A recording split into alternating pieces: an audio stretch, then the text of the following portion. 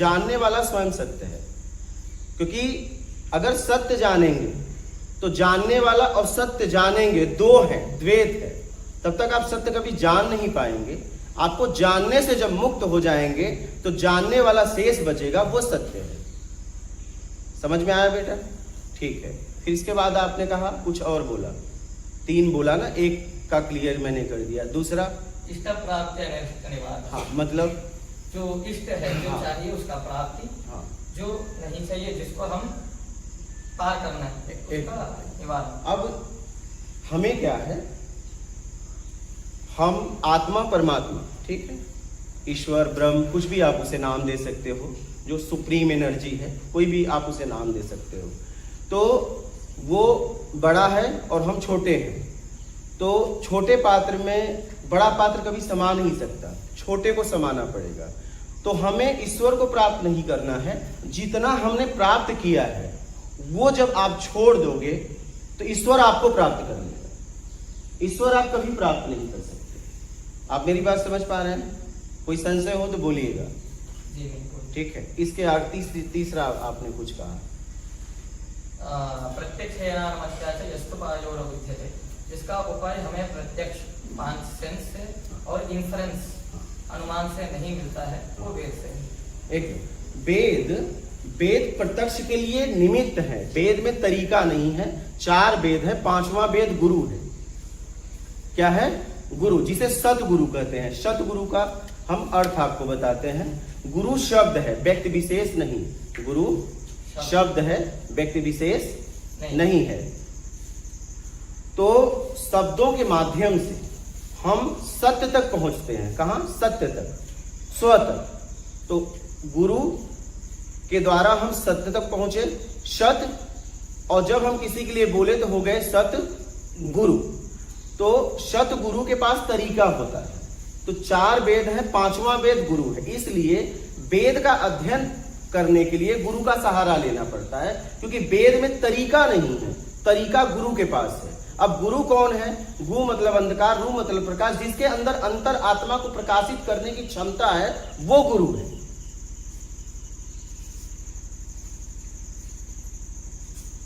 वो गुरु है। जैसे तैरने वाला ही आपको तैरना सिखा सकता है, गाड़ी चलाने वाला ही आपको गाड़ी सिखा सकता है। आप समझ रहे? अगर तैरना नहीं आता है तो आपको तैरना कोई नहीं सिखा सकता। तो अगर उस स्थिति पर वो पहुंच गया है तो आपको आत्मिक कल्याण का मार्ग बता सकता है। अगर उस स्थिति पे नहीं पहुंचा है तो आपको शब्दों का ज्ञान दे सकता है, तरीका नहीं सिखा पाएगा। और जब तक आपको तरीका नहीं मिलेगा, तरीका कभी भी शास्त्र, वेद, उपनिषद, वेद, वेदांत में नहीं है, वो जीवंत गुरु में है। जीवंत गुरु कौन? स्व में स्थिर हो गया हो, आत्म तत्व में स्थिर हो गया हो। उसके मुखार बिंदु से अगर कोई भी शब्द निकलेगा तो वेद, शास्त्र, उपनिषद, गीता में मिलेगा। वो सार बोलता है। क्या बोलता है? सार। तो हमें जीवंत गुरु के शरण में जाके हमें अध्ययन करना चाहिए, अनुसरण करना चाहिए, शास्त्र का, वेद का, उपनिषद का, गीता का, वेदांत का। ठीक है। तो हम वेद का अध्ययन, चाहे शास्त्र का अध्ययन, वेदांत का अध्ययन, उपनिषद का अध्ययन हम इसलिए करते हैं कि हम निर्विकार हो जाएं, राग, द्वेष, मोह, आसक्ति, इच्छा, अपेक्षा, मेरा कर्ता के भाव से मुक्त होकर अपने स्व में स्थिर हो जाएं। सत्य कभी नहीं जान सकते। जानने से जब मुक्त हो जाओगे, हमें समझ के इतना है कि समझने के लिए कुछ नहीं है, शेष बचेगा समझने वाला, वो सत्य है। क्योंकि जब तक आप समझ रहे हैं तब तक आप परिवर्तनशील में हैं, और जब तक परिवर्तनशील में हो तब तक भ्रम है। तो हमें इसलिए समझना है कि हम जिसमें लिप्त हैं वहां से निकलने के लिए, हम जिसमें लिप्त हैं वहां से निकलने के लिए हमें मूर्ति पूजा, हमारे वेद, उपनिषद, वेदांत, ये सब सहायक होते हैं। लेकिन आप जब उनमें बताए गए नियम पे चलोगे तो, आप उनमें बताए गए नियम में चलोगे तो, अगर आप नियम में नहीं चल रहे हो तो ये आवरण का कोई मतलब नहीं है। हम आवरण को भी गिरा रहे हैं। हमें आवरण पहनना ही नहीं चाहिए, क्योंकि इस आवरण के लिए लोगों ने बहुत मेहनत किया है, बलिदान दिया है, त्याग किया है। आज इसीलिए इस आवरण को पहनने के बाद समाज के लोग हमें सम्मान देते हैं, तो हमें नहीं देते। आवरण का मतलब हम ये कपड़े पहने हैं, कपड़ा, इस शरीर पे अगर हम माला तिलक अगर कुछ लगाते हैं तो उसका कुछ मतलब है, उसके पीछे कोई रीजन है और इसके लिए लोगों ने बलिदान दिया है। तो अगर हम ये पहनते हैं तो उसके पूरे नियम को पहले समझना चाहिए। जैसे आप गाड़ी चलाते हो, अगर आपने नियम नहीं समझे कि हमें लेफ्ट में चलना है कि राइट में चलना है, कैसे हमें ब्रेक मारना है, क्या करना है, आप ऐसे ही गाड़ी लेके निकल गए तो क्या होगा? आप भी परेशान हो जाओगे, समाज के लोग भी परेशान हो जाएंगे, गाड़ी का एक्सीडेंट हो सकता है क्योंकि आपको पता चला कि लेफ्ट में नहीं आया, राइट में चलने लगे, तो आपकी भी दुर्गति हो जाएगी, समाज की भी दुर्गति हो जाएगी। तो कहने का बेटा मतलब ये है मेरा कि अगर आप कुछ भी धारण करते हो, किसी भी आवरण का सहारा लेते हो, तो पूरे नियम का पालन करिए। अगर आप नियम का पालन नहीं करेंगे तो आप उस स्तर पे कभी पहुंच ही नहीं पाएंगे। और परमात्मा को प्राप्त नहीं करना है। मैंने परमात्मा से हम अलग क्यों हुए हैं? लालच में आके, सीधी सी बात है। उम्मीद, अपने तरीके से उम्मीद में आके, तो हमें लालच का त्याग करना पड़ेगा। मान की लालच, हमारे पास क्या लालच है? मान की लालच, योग्यता से ज्यादा पाने की लालच, दिखावा, बड़ा छोटा बनने की इच्छा। छोटा हम कब बनते हैं? जैसे हमसे अगर कोई जूनियर, हम सीनियर हैं, जूनियर सही भी बोल रहा है तो हमें सिद्ध करना है कि नहीं वो गलत है, क्योंकि तभी हम सीनियर रहेंगे, हमें ऐसा लगता है। तो हम उससे कहते हैं चलो आप बड़े मैं छोटा। अपने आप को छोटा कह के भी आदमी अपने मैं को खड़ा करता है। तो हमें बड़ा छोटा बनने की इच्छा का त्याग करना है। अपनी योग्यता के अनुसार, जितनी मेरी योग्यता है मुझे उतना काम करना है, और अगर मुझे उससे ज्यादा काम करना है तो अपनी योग्यता को, क्षमता को बढ़ाओ। उस क्षमता को बढ़ाने के लिए आपको मेहनत करना पड़ेगा।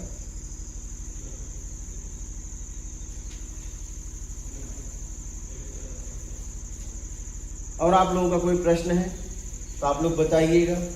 और ब्रह्मचर्य ईमानदारी है। क्या है? आप ईमानदार हो तो ब्रह्मचर्य। बस शरीर की ऊर्जा रोकने से आप ब्रह्मचर्य नहीं हो जाओगे, क्योंकि शरीर की ऊर्जा तो पागल मन बुद्धि भी, उनको तो पता ही नहीं है। उनकी पूरी जितना वीर है अपने आप या तो निकल जाता है या तो शरीर में रहता है, उन्हें पता भी नहीं। समझ रहे हो? ब्रह्मचर्य ईमानदारी है। क्या है बच्चों? आपका ब्रह्मचर्य ईमानदारी है। शरीर का ब्रह्मचर्य, उस ऊर्जा को हम अलग तरीके से ना खर्च करें तो हमारे शरीर में वो ऊर्जा आएगी। अगर हम ईमानदार हैं तो उस ऊर्जा का उपयोग हम सत्कर्म में करेंगे, और अगर हम बेईमान हैं तो शरीर की ऊर्जा बचाएंगे तो हम उसका दुरुपयोग करेंगे, हमारा पतन हो जाएगा। तो सर्वप्रथम पहले ईमानदार बनो। सबसे ज्यादा अगर हम बेईमानी करते हैं तो शब्दों में, बोलचाल में सबसे ज्यादा बेईमानी। तो ये जीवन में याद रखना, जब आपके मुखार बिंदु से कोई भी शब्द निकले तो आप देख लेना, उसे समझ लेना कि आप उस लायक हो कि नहीं। आप सामने वाले को बोल रहे हो उस लायक है कि नहीं। तो ब्रह्मचर्य, आपका ब्रह्मचर्य है ईमानदारी, शरीर का ब्रह्मचर्य है उस ऊर्जा को गलत तरीके से ना निकालना, प्राकृतिक निकलने दो।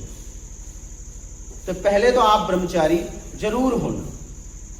अच्छा, इन्होंने कहा कि जैसे भगत सिंह रोते होंगे। मैं आपको बता दूं कि भगत सिंह ने हमें बाहर के लोगों से आजाद कर दिया, लेकिन आज मैं आपको बता दूं, आप भी इस फील्ड में हैं, आप लोग भी जानते हैं इस सब बात को। मैं कुछ बोल रहा हूं कि मुझसे 1-1 लाख पेमेंट वाले मिले, 2-2 लाख कमाते हैं, पेमेंट है उनका, कहते हैं बेईमानी नहीं करेंगे तो बच्चों को अच्छी शिक्षा कैसे देंगे।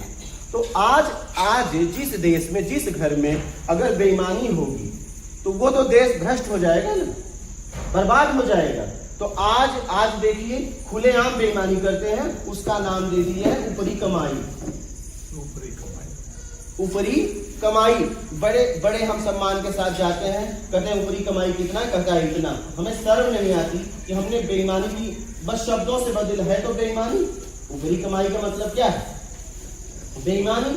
तो इसलिए भगत जी को शर्म आती होगी कि यार हमने किसको आजाद कराया, ये लोग गुलामी ठीक थे, कम से कम बेईमानी तो नहीं कर पाते थे, चाबुक लगता था, बिल्कुल सही, बिल्कुल। कम से कम आत्मिक तो नहीं गिरते थे।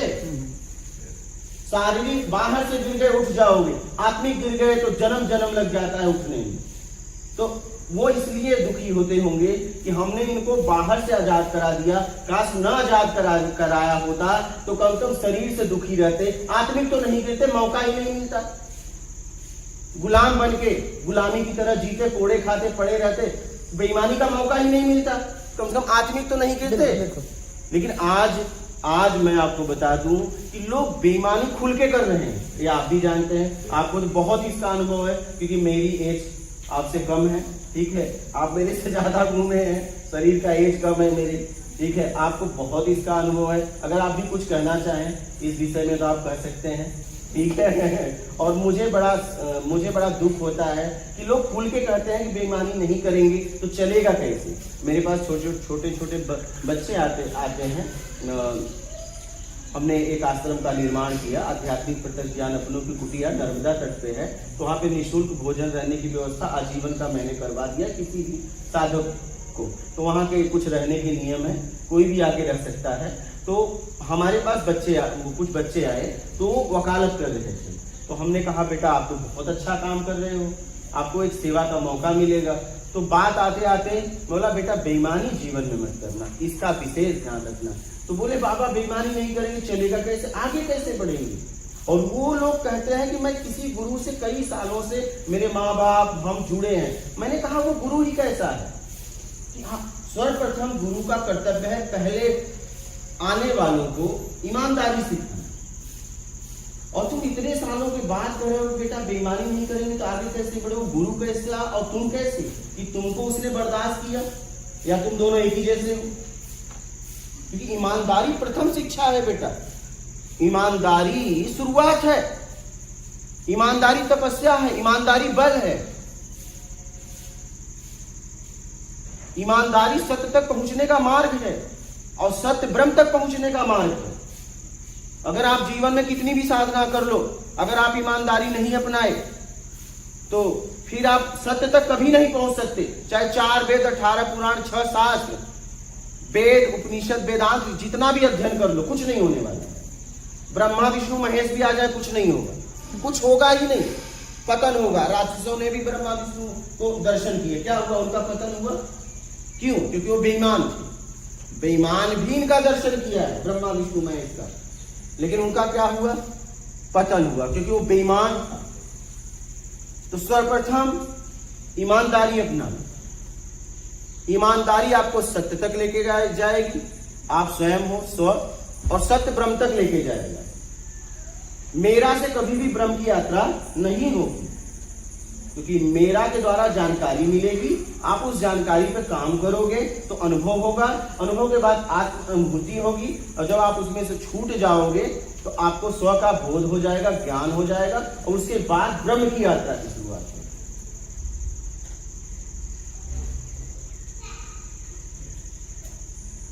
जब तक आत्मज्ञान नहीं होगा तब तक ब्रह्म की यात्रा नहीं होगी।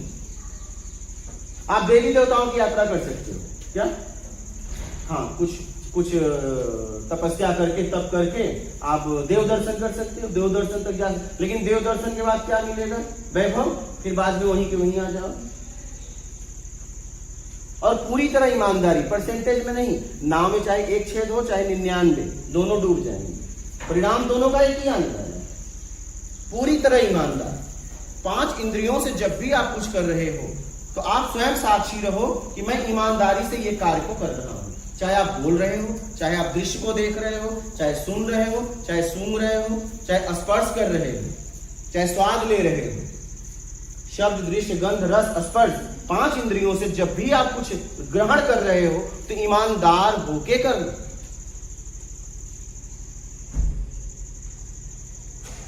तो सर्वप्रथम पहले ईमानदारी अपनाना।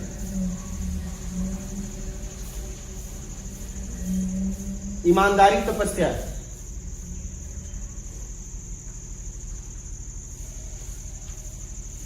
और अपनी समझ से समझो। अगर आपको किसी ने पता बता दिया, आप जा रहे हो और आपने नहीं समझा, तो आप आगे की यात्रा कर ही नहीं सकते, आगे जा ही नहीं सकते। आगे तो तब जाओगे जब आप अपनी समझ से समझोगे। तो अगर आपको शिक्षक पढ़ाएं, ठीक है, हमने भी ये गलतियां की है कि अगर हम पढ़ने में कमजोर हैं, डांट खाने के डर से शिक्षक ने कहा कि आप समझ गए, हाँ मैं समझ गया, उसमें शिक्षक का दोष नहीं, उसमें मेरा दोष है। क्या है? मेरा दोष है। तो आप शिक्षक से तब तक पूछना जब तक आपको समझ में ना आ जाए। या तो शिक्षक भाग जाएगा, या तो शिक्षक आपको भगा देगा, या तो आपको समझ में आ जाएगा। हमने इस डर से हमने पढ़ाई में गलतियां की है, नहीं समझ में आया फिर भी कह देते समझ में आ गया। क्यों? क्योंकि 1-2 बार में डंडा लगे। हमारे शिक्षक ऐसे थे कि नहीं आए पीट देंगे यार चलो आ गए। उस डर से हम बोलते उस डर से मैं तो अपनी हालत बता रहा हूँ, ठीक है। तो उस डर से हम बोल देते हैं कि आ गया, क्योंकि मार खाना पड़ेगा। या तो ऐसा शिक्षक होता कि जब तक तू नहीं समझ में आएगा तब तक मैं समझाऊंगा, हमारे पास तरीके हैं समझाने के। तो आप लोग ऐसी गलती ना करना, जब तक आपको ना समझ में आ जाए तब तक आपके अपने शिक्षक से पूछना, क्योंकि गुरु का काम है तरीका बताना, प्रत्यक्ष करवाना, दिखाना, ये गुरु का काम है। और आपका काम है समझना, समझने के लिए पूछना। अब ऐसा ना कि आपको समझ में आ जाए उलझाने के लिए पूछना, ऐसी गलती ना करना। ऐसा समाज में बहुत लोग घूम रहे हैं कि ऐसा प्रश्न करूंगा जवाब ही नहीं दे पाएंगे, और जब आपको पता है जवाब नहीं दे पाएंगे पूछ ही क्यों रहे हो। ऐसे बहुत लोग हमारे पास आते हैं जिसे हम महागुरु कहते हैं। ये महागुरु हैं, समझ रहे हैं? ऐसे लोग आते हैं हमारे पास आते हैं, हम उन महागुरुओं को प्रणाम करते हैं। हम के बस ऐसे ही भटकते रहो। प्रश्न पूछिए, तो प्रश्न पूछने से पहले आप प्रश्न को समझिए, क्या इस उत्तर से मेरा कल्याण होगा? तो आप प्रश्न करो, नहीं तो मत करो। हमसे लोग, एक व्यक्ति आया, पूछा कि पहले मुर्गी आई पहले अंडा। तो मैंने कहा भाई पहले मुर्गी आई पहले अंडा ये छोड़ दे, मुर्गा कहाँ है पहले ये पता कर, क्योंकि बिना मुर्गे का न मुर्गी आ सकती है ना अंडा आ सकता है। तो तुम लोग मुर्गे को छोड़ दिए, ठीक है। तो ऐसे प्रश्न लेके लोग घूम रहे हैं जिसका कोई जीवन में अर्थ ही नहीं है, मतलब ही नहीं, उससे कुछ होगा ही नहीं। तो बच्चों ऐसा प्रश्न मत पूछना। जब भी प्रश्न पूछना और जब भी किसी के पास जाना, तो आप ये समझ लेना, क्या इस प्रश्न के उत्तर से मुझे कोई लाभ होगा मेरी यात्रा में? तो प्रश्न करना, नहीं तो मत करना। टाइम पास, मनोरंजन। और कहीं भी जैसे आज आप बैठे, ठीक है, हो सकता है कल मैं रहूं, कल सत्संग कराए। अगर आज मेरे शब्दों के द्वारा कुछ समझ में बात आई हो, जाके पूछना, तो कल बैठना, नहीं तो मत बैठना। बोलना मैं अपना समय क्यों बर्बाद करूं? जब आप कहीं भी बैठते हो, क्योंकि एक बार तो हम खोजी हैं, किसी के पास बैठना ही पड़ेगा, चाहे वो पागल ही क्यों ना हो, मंदबुद्धि की क्यों ना हो। अगर हमने किसी ने बता दिया, जैसे मेरे बारे में किसी ने बताया, तो आप लोगों ने मुझे मौका दिया, ठीक है। और अगर अब हो सकता है हम कई दिन हो सकता है यहाँ रुक जाए, अगर आपको ये बातें समझ में आए तो दोबारा अगर कोई सत्संग कराए तो बैठना, नहीं मत बैठना। कहीं भी जाते हो, कहीं भी कुछ सुनते हो, तो जाके अपने आप से प्रश्न करो कि क्या मैंने कुछ सीखा, क्या मैं जिस मार्ग पे चल रहा हूं इसमें ये सहायता करेगा? तो ठीक है, दोबारा वहां जाऊंगा, नहीं तो कभी नहीं जाऊंगा उस व्यक्ति के पास। समय बर्बाद मत करना बच्चों। ऐसी गलतियां हम करते हैं कि हमें समझ में नहीं आया फिर भी जा रहे हैं। आपके मार्ग की अगर कोई बात करे और आपके समझ में आए तो जाना, नहीं तो मत जाना। अगर मैंने किसी से पता पूछा और वो पता बताया और मुझे वो भाषा नहीं समझ में आती, तो भी मुझे नहीं जाना, उसके पास कोई फायदा नहीं होगा। वो सही भी बता रहा हो तो भी नहीं, मुझे वो भाषा भी समझ में आनी चाहिए, वो जिस तरीके से बता रहा है वो भी समझ में आना चाहिए, तभी मेरी आगे की यात्रा होगी। नहीं तो मैं जीवन भर उसके पास खड़ा रहूंगा, ठीक है, मैं आगे नहीं जा सकता। वो चाहे आत्मज्ञानी हो चाहे ब्रह्म ज्ञानी हो। जब मैं अपनी समझ से समझूंगा तभी मैं आगे बढ़ पाऊंगा। तो जब भी कहीं आप जाते हो और जब वहां से वापस अपने घर के लिए प्रस्थान होते हो, तो जाके पूछना कि मैं तब दोबारा तब जाऊंगा जब मैं कुछ सिखाऊंगा, नहीं तो नहीं जाऊंगा। चलो कोई बात नहीं, एक बार धोखा होता है, दूसरी बार अपने आप को धोखा मत देना। और ये आप लोग पूछ लेना। हाँ, आपका कोई और प्रश्न है तो आप मुझसे कर सकते हो, आप कोई